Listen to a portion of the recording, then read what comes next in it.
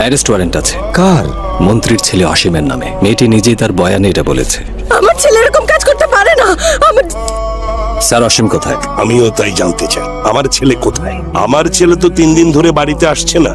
আমরা সবাই এটা নিয়ে টেনশন করছি, পাগল হয়ে গেছে। আর আমার লোকেরা পুরো শহর খুঁজে বেড়াচ্ছে, কিন্তু পাওয়া যাচ্ছে না। 40 বছরের রাজনৈতিক জীবনে প্রথমবারের মতো আমি কিছুই করতে পারছি না। তোমার সন্দেহের জায়গাটা একদম ঠিক আছে। রাজনীতিবিদ হিসাবে আমি অনেক মিথ্যা বলেছি, কিন্তু এটার সাথে এর কোনো সম্পর্ক নেই।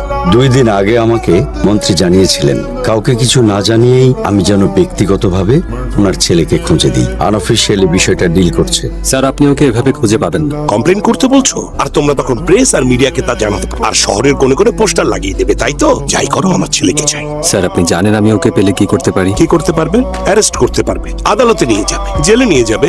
পুলিশ হিসেবে তুমি তোমার দায়িত্ব পালন করতে পারো, কিন্তু বাবা হিসেবে আমার যা করা দরকার আমি তাই করব। আপনার ছেলে হওয়ার থেকেও গুরুত্বপূর্ণ সে একটা কেসের প্রধান আসামি। তোমার ক্ষমতায় আমার পূর্ণ বিশ্বাস আছে। আমার ছেলেকে অ্যারেস্ট করো। গাড়ি থামাও তো। রাজেন্দ্র, কেন মনে হচ্ছে কেসটা প্রায় শেষ? ওকে ধরতে সময় নষ্ট করব কেন? আপনি পরিসংখ্যান জানেন না স্যার? এটা গত সপ্তাহের একটা রিপোর্ট। গত 1 বছরে দেশে প্রতিদিন গড়ে 93টা কেস স্যার।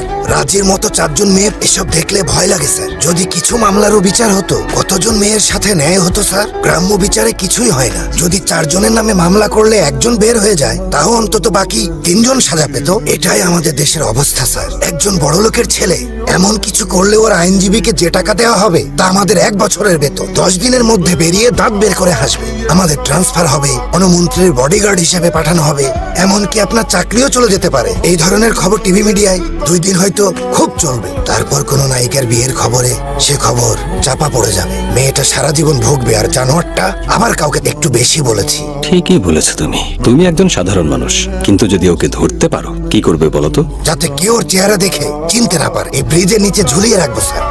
ব্রিজের নিচে দেখে আসো। যাও না, দেখো। আর ওর বাবাকেও ফোন করে এখানে আসতে বলো। Yes sir. আমার ছেলে কোথায়?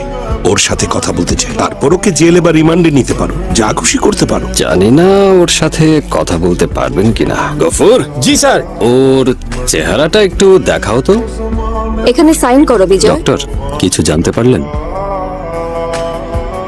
আর কিছু? আর সব তথ্য পোস্টমর্টমের পরেই দিতে পারবো। সরি স্যার, বুঝিনি আপনি আছেন। কি মনে হয় কে করেছে? জানি না স্যার। যে এটা করেছে আপনার ছেলে কি তুলসী পাতা ছিল? এই জন্যই তোমাকে বাহবা দিতে হয়। এটা যে কেউ হতে পারে।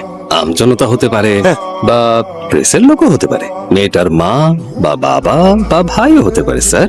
ওর ভাই পুলিশ অফিসারও হতে পারে। সেই পুলিশ অফিসার ভাইটি বিজয় কুমারও হতে পারে স্যার।